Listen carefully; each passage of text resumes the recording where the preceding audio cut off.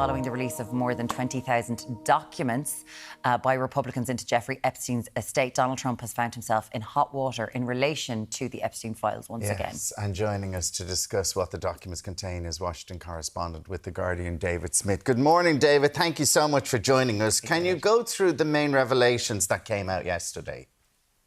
Yeah, this is the scandal that won't go away for Donald Trump.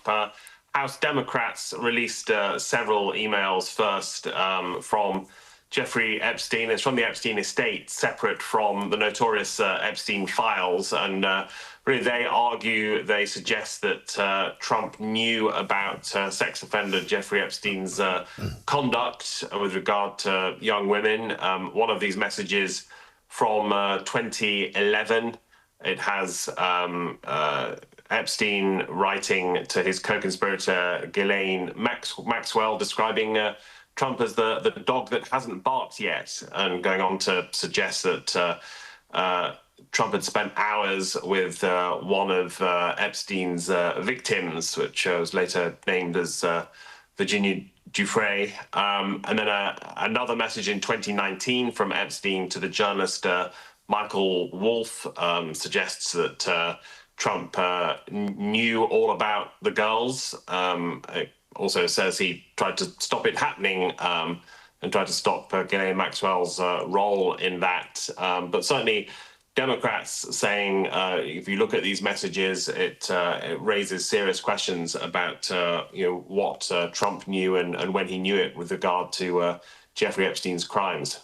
So this was a swamp of information yesterday after 3 emails were released by Democrats. Then there was 20,000 files, as you say, released by Republicans, kind of put into the sphere. You say these are different from the files. We know that it's like release the files. This is from Jeffrey Epstein's estate. So, as you said, this is the thing that will not die for Trump. What have the White House now said about the release of these files? Well, I went to the White House press briefing with Press Secretary Caroline Leavitt, and as is typical in these cases, she really went on the offensive. She claimed there's nothing in these files that proves anything but Donald Trump's innocence, that he'd done nothing wrong. She attempted to turn the tables and say this is an attempt by liberals to smear Donald Trump's reputation. She said, look at the timing of this email release. It's on the same day that the government shutdown in the US is coming to an end, which in her view is to the credit of Trump and Republicans. So this was an attempt by Democrats to rain on that parade and deflect the narrative. And when one reporter just asked the question, look, why not release all the files of the Justice Department and clear this up once and for all, make it go away? Leavitt insisted this administration has been far more transparent than its predecessors. It has released a lot of material already, but that, of course, does not explain why Trump's own party, the Republicans, are almost entirely still opposed to the full release of the Epstein files. We have an upcoming vote, and there's only 4 Republicans at the moment who are genuinely demanding full transparency here. And are they saying why they're refusing to release them? There's not much of an explanation there. I think the reason most people perceive is devotion, loyalty to Donald Trump. Yeah. They're also making the claim that these files contain the names of many, many people who interacted with Jeffrey Epstein, including, by the way, some Democrats, such as former President Bill Clinton. The argument goes it would be unfair to them to, put their name back in the public domain, when in many cases they may not have necessarily done anything wrong. David, you mentioned there's 4 Republicans who will not let this go. This was a theory that was started by Donald Trump himself during the campaign. Released the files, the Epstein files. He got into office. He shut it down as a conspiracy, saying it was the Democrats who did it.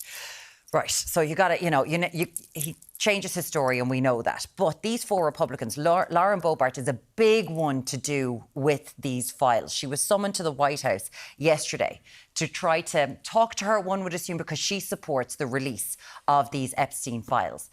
This is a big bone of contention for the MAGA movement. And where I'm looking from here in Ireland, it looks like it is fracturing the movement. That and also the America First policy, people seeing Donald Trump continuing going overseas. Is it fracturing the MAGA movement?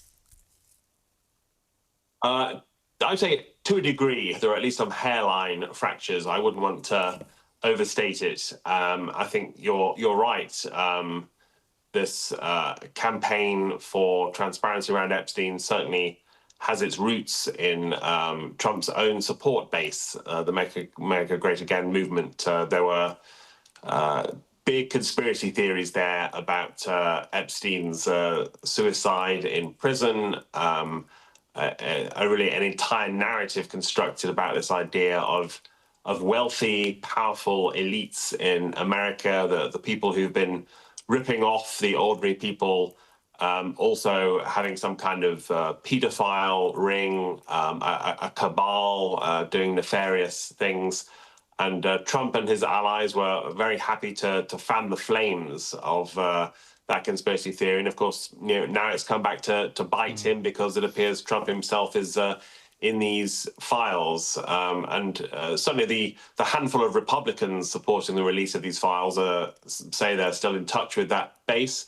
On the other hand, I think it's notable that since Democrats and the mainstream media have been pushing this campaign for the files, there are at least some Trump supporters, right-wing influencers, MAGA folks who have backed away somewhat. They've reverted to their loyalty to Trump. Yeah. They're no longer quite so animated by this issue. So it's a bit of a split, but it's certainly not a huge rebellion against Trump. Yeah. Well, as you said earlier on, this is something that won't go away, and I'm sure we will be talking about it again and again. David Smith, Washington correspondent with The Guardian, thank you so much for joining us this morning.